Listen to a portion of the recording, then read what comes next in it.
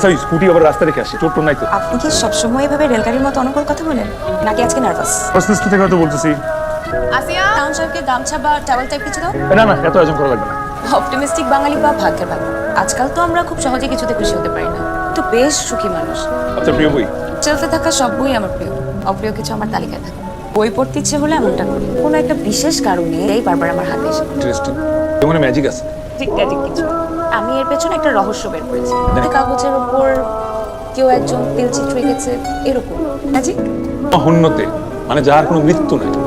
মৈত্রী দেবীর কাছে মির্জা ইলিয়াদের জন্য যে ভালোবাসা ছিল সেটার কোনো মৃত্যু ছিল, যেমন আত্মা। তার জন্ম আছে কিন্তু মৃত্যু নাই।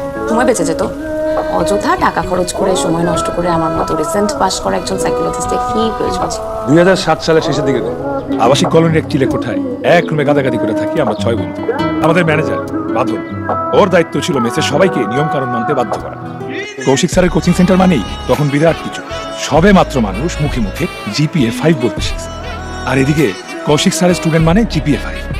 ভাবা যায় এমন একটা স্যার কলোনিতে থাকা মানেই তো হাসির। আচ্ছা যাই হোক, আসল গল্পে আসি।